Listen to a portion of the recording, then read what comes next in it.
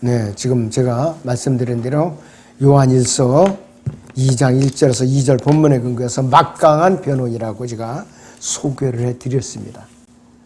자, 사탄은 하나님의 면전에서 늘 성도들을 고소하는 것이 그 직업이에요. 그리고 고소하는 자예요. 고소하는 자. 욥기 1장을 보죠. 6절에서 13절을 좀 보고 넘어가겠습니다. 하루는 하나님의 아들들이 와서 주 앞에 섰고 사탄도 그들 가운데 왔더라. 주께서 사탄에게 말씀하시기를 네가 어디서 왔느냐 하시니 사탄이 주께 대답하여 말씀드리기를 땅에서 여기저기 위아래를 두루 다니다 왔나이다 하니 주께서 사탄에게 말씀하시기를 너는 내 종 욥을 유의해 보았느냐? 세상에 그와 같은 사람은 아무도 없나니 그는 온전하고 정직한 사람으로 하나님을 두려워하고 악을 피하는 자니라고 하시니라. 그때 사탄이 주께 대답하여 말씀하시기를 욥이 아무런 이유 없이 하나님을 두려워하리이까? 주께서 그와 그의 집과 그의 소유한 모든 곳에 사면으로 장복을 두르심이 아니니까? 주께서는 그가 손으로 하는 일에 복 주셨고 그의 재산이 그 땅에서 늘어나게 하셨나이다. 그러나 이제 주의 손을 내밀어 그가 소유한 모든 것을 쳐 보소서. 그리하시면 그가 주를 정면으로 저주하리이다 하더라. 주께서 사탄에게 말씀하시기를 보라 그가 소유한 모든 것이 네 권세에 있으나 다만 그의 몸에는 네 손을 대지 말라 하시니 사탄이 주의 면전에서 물러가니라 그랬습니다. 그가 소유한 모든 것이 네 권세에 있다 그랬어요. 그러니까 이 세상은 지금 누가 지고 있어요? 사탄이 권세 아래 다 놓여 있어요. 이제 재벌이건 가난한 자나 거지나 또 여기서 부자나 권력자나 권력이 없는 자나 그 다음에 세상에 있는 모든 산물들이 다 사탄의 권세 아래 있는 것이에요 지금. 사탄이 회방하면은요 사람들이 굉장히 곤경에 처하는 거예요. 곤경에 처하는 거라 이것이. 사탄은 마지막 순간까지 고소를 하는데요. 요한계시록 12장 보죠. 9절만 봅니다. 그래 그 큰 용이 쫓겨나니 그는 마귀라고도 하고 사탄이라고도 하는 옛뱀 곧 온 세상을 미혹하던 자라. 그가 땅으로 쫓겨나고 그의 천사들을 그와 함께 쫓겨나더라. 자, 그러니까 이 마지막 때에는 큰 환난 기간의 중간쯤에 이 미카엘과 그의 군대에 의해서 땅으로 이제 패배하고 쫓겨나요. 패배하고 쫓겨난다 이것이. 견디지 못하고. 그러니까 이 땅이 3년 반 동안 얼마나 혼란스럽겠느냐 이것이에요. 그 고소자가 이 땅에 와서 적그리스도의 몸을 입고서 활동을 하니까 너무나도 이 세상을 혼탁하고 아주 어지럽게 하니 없을 거예요. 자, 그런데 예수 그리스도께서는 이제 하나님의 보좌 오른편에서, 셋째는 하나님의 보좌 오른편에서 이 성도들을 24시간 1년 내내 고소하는 검사 역할을 하는 이 사탄의 끊임없는 고소를 막아주시는 의로운 변호인이 있어요. 여러분 그런 변호인 봤어요? 변호사 봤어요? 지금은 변호사 선임하려면은 최하가 부가세 포함해서 330만 원이에요. 거기서 특히 민사 재판 같은 거 만약에 내가 10억짜리 재판한다. 그러면은 그 사람들이 얼마를 요구하느냐? 1억 원을 요구해. 1억 원. 1억 원 하면은 1,000만 원을 요구해요. 그래야만 이 사람들이 하겠다 이거예요. 그리고 또 이기잖아요. 성공 보수 사례가 또 있어요. 그건 물론 계약을 할 때 승소는 조건이에요. 승소하면은 그 피고인한테 받아라 내라 그 뜻이에요. 그러니까 이 세상의 변호사들은 거의가 다 사기꾼들 도둑놈들이에요. 저도 그만이에요. 짐은 돌려주는 거 없어요. 그런데 예수님께서는 지어본 적이 없어요. 패소한 적이 없어요. 한 번도. 그리고 이런 한 번 돈을 요구하신 적이 없어요. 그분께서. 이런 우리는 변호인을 막강한 변호인을 우리는 그분은 모시고 살아요. 그렇지 않으면 우리는 마귀의 고소를 당하면 백전백패 쓰러져서 못 일어나요. 일어날 수가 없어요. 자, 우리는 하나님의 법정에서 그 막강한 변호이신 예수 그리스도를 모시고 있기 때문에 우리는 매 순간마다 용서가 되는 거예요. 예수 그리스도의 보혈로서 우리는 용서가 되는 거라 이것이요. 자, 갈보리 십자가에서 도탈당하신 어린 양이신 예수 그리스도께서 지금 셋째 아니라 하나님의 보좌 오른편에서 위대한 변인으로서 철저하게 사탄의 고소를 막아주는 방어 역할을 하고 계셔요. 자, 우리의 고소자는 앞으로 사탄은 큰 환란 기간에 하늘에서 셋째 하늘에서 미카엘의 군대와 큰 전쟁을 벌여요. 여러분들 그 하늘의 전쟁은 너무나도 무지막지하고 무서운 전쟁이에요. 이 땅에 있는 거 아무것도 아니에요. 땅에서는 사람들이 해야 되잖아요. 대포를 쏘려면 어떻게 해요? 사람이 조작해야죠. 항공기에서 공대공 미사일을 일일이 조작을 해야 되죠. 또 전차를 파괴할 일일이 미사일을 메고 쏴야죠. 저 사람 하나하나 죽이려고 총을 쏴야죠. 그러나 하늘에서 영적 전쟁은 상상을 초월한 영적인 무기들로 싸워요. 영적인 무기들로. 자, 예수님께서 이 땅에서 아마겟돈에서 싸우실 때에 그분의 입에서 나오는 그 말씀의 칼에 의해서 다 죽임을 당하는 거예요. 불로 삼켜버리는 거예요. 하늘의 전쟁은 그래요. 엄청나고 무섭다 이것이. 이 땅으로 사탄이 쫓겨나면은 짐승인 적그리스도의 몸에 들어가 갖고 그때부터 어떻게 하느냐. 사람들을 이제 어떻게 하느냐. 통제하기 시작하는 거예요. 통제하기 시작하는 거.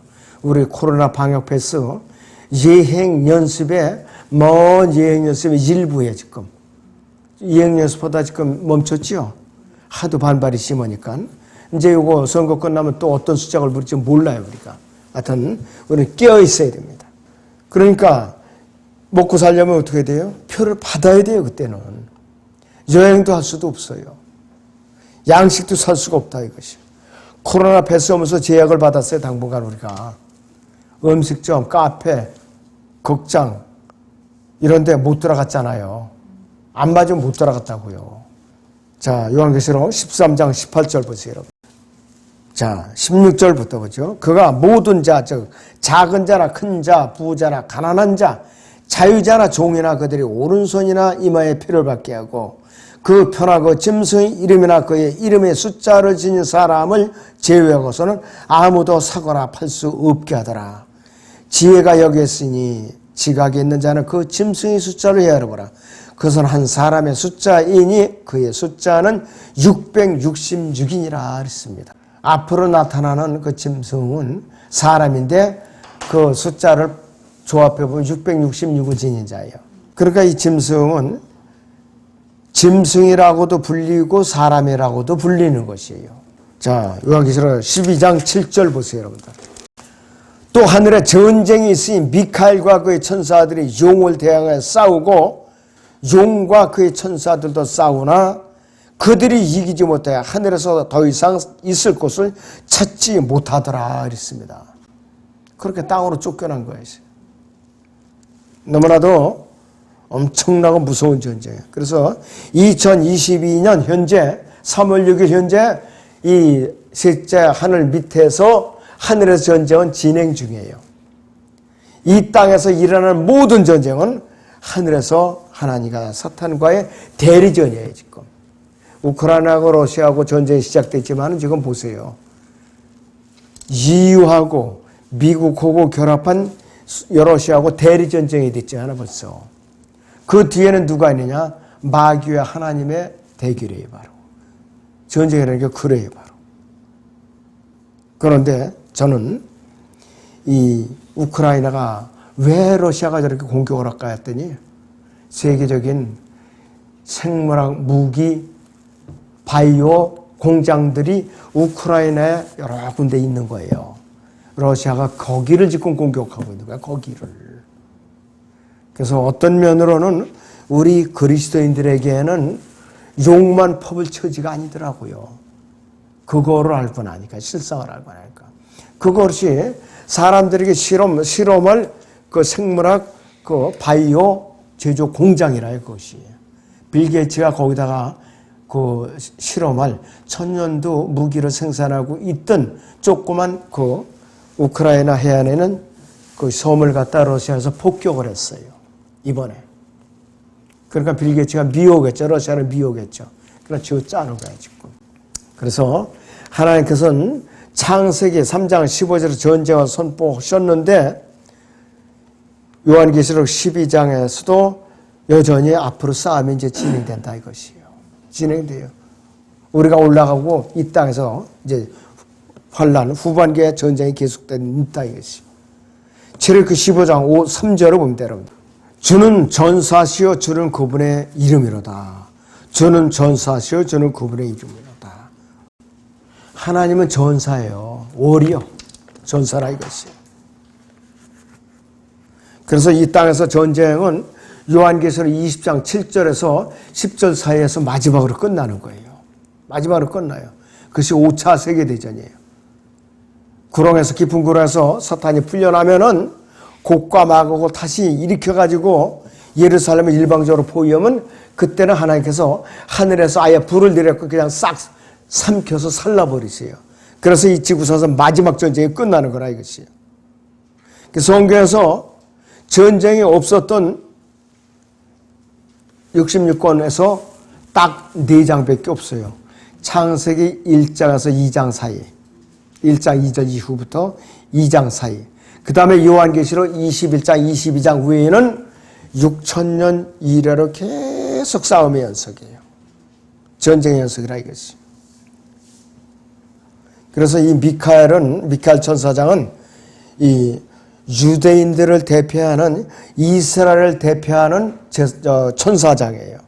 그렇기 때문에 이 셋째 하늘에서 마귀와 전쟁을 해가지고서 승리를 하죠.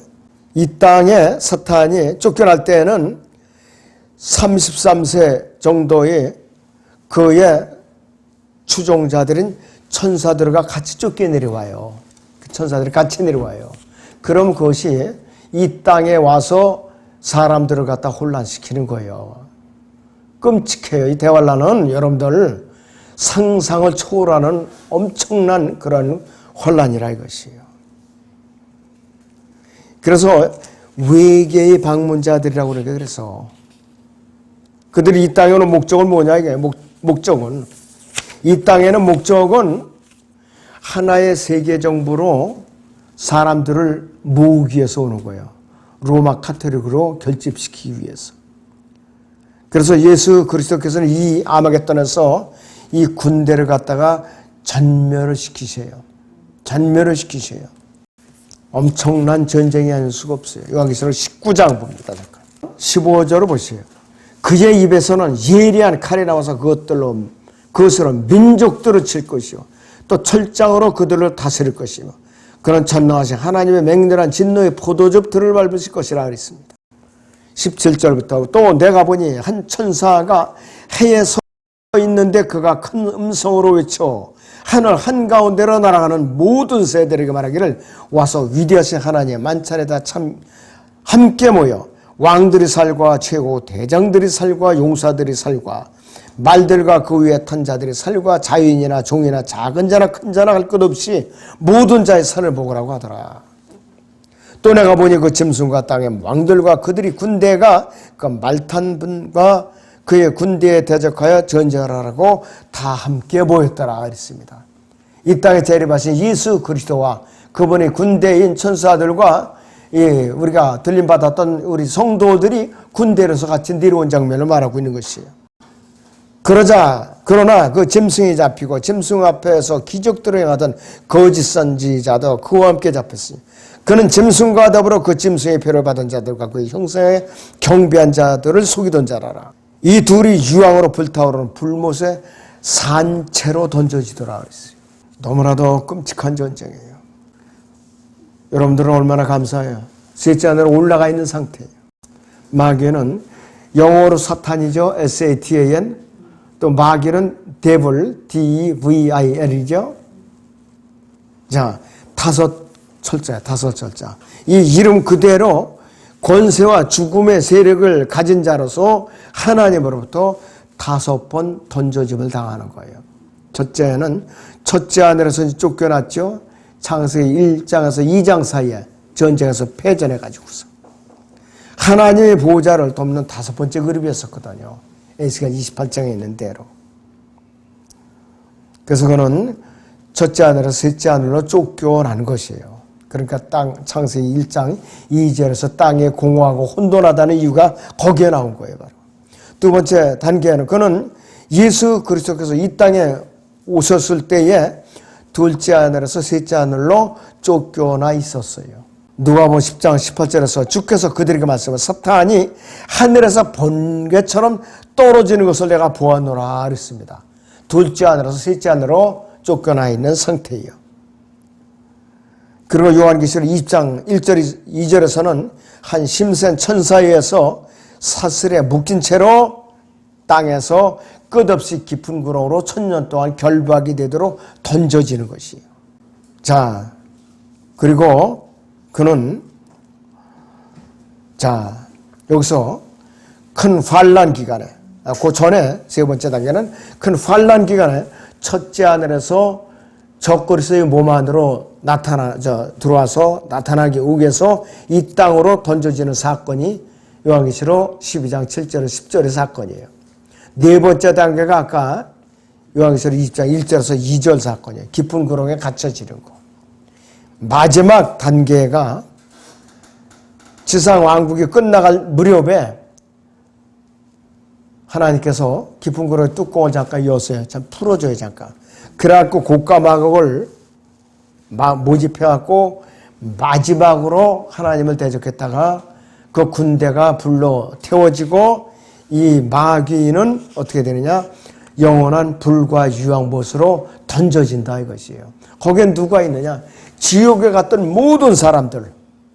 그 다음에 창세기 1장 1절 2절 사이에 하나님을 대적해서 패전했던 그 세력들 다 글로 합쳐지는 거예요, 전부 다.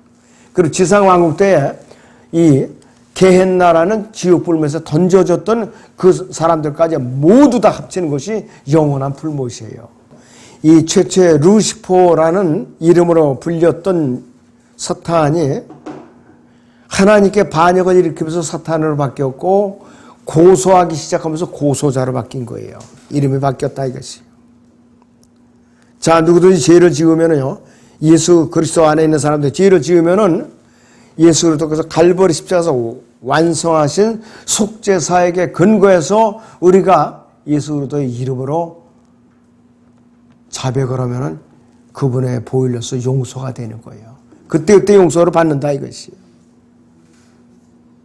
모든 죄에서 우리를 깨끗함을 받는다 이것이. 요한일서 1장 7절을 보죠. 그러나 그분이 빛 가운데 계신 것 같이 우리도 빛 가운데 행하면 우리가 서로 간에 교제가 있게 되고 그의 아들 예수 그리스도의 피가 우리를 모든 죄에서 깨끗하게 하시느니라 그랬어요. 만약에 우리가 빛 가운데 거하지 않으면은 우리는 영적으로 아주 더러운 상태에 있는 거예요. 너무나도 더러운 상태에 있는 거라 했어요. 우리가 죄를 지었어요. 빨리 자백을 하죠. 9절 보세요. 우리가 우리 죄들을 자백하면 그는 신실하고 의로우셔서 우리 죄들을 용서하시며 모든 불의에서 우리를 깨끗하게 하시니라. 모든 불의예요. 용서받지 못할 죄가 아무것도 없어요. 자백을 하면은 다 깨끗하게 된다 이것이. 위대하신 대제사장이요 또 사도들이 통치자신 그분이라 이거 바로. 예수님께서는 우리 편이에요. 여러분 성도들 편이에요. 이제는 그분께서는 승천하신 이후에 지금까지 한 번도 마귀와의 하나님 앞에 법정 투쟁에서 패소한 적이 한 번도 없어요. 근데 세상의 법정은 승소장담할 수가 없어요. 그리고 불이한 돈이 왔다 갔다 하죠. 돈의 액수에 따라서 형량이 결정되고 원고가 피고로도 바뀌는 수가 있어요. 이게 세상이에요 바로. 그러나 우리 변호인이신 막강한 변호인이신 예수님은 뇌물이라는 게 통할 수가 없어요. 수임료를 받아보신 적이 없어요. 패소를 하신 적이 없어요. 오직 승소만이 하신 분이에요. 자, 죄도 없으시고 모든 시험에서 이기셨고 죄를 이기신 분이기 때문에 그 동일한 힘을 그분의 피로 사신 성도들에게 지금 우리에게 주고 계셔요. 우리에게 주신다 이거예요. 그분 혼자만 움켜쥐고 계시는 것이 아니에요. 그런 막강한 변호인인 그분이 여러분 몸 안에 성령으로 계셔요. 지금 그거를 여러분들이 인식하지 못하고 살면 그 사람 문제가 있는 사람이에요. 말로는 거듭났다고 하나 구원 문제를 다시 점검해버린 그런 사람들이에요. 아무튼 여러분들이 막강한 변호인이신 예수님을 적극적으로 일을 하게 하시란 말이에요. 그분을 그냥 뒷짐짓고 있게 하지 마시고 일하게 하셔요. 여러분들. 내 안에 내주에서 성령님께서 일을 하게 하시란 말이에요. 그리고 만약에 그 두 분을 활용하지 않으면 여러분은 영적인 실업자들이에요. 하여튼 각성하시기 바랍니다. 기도하겠습니다.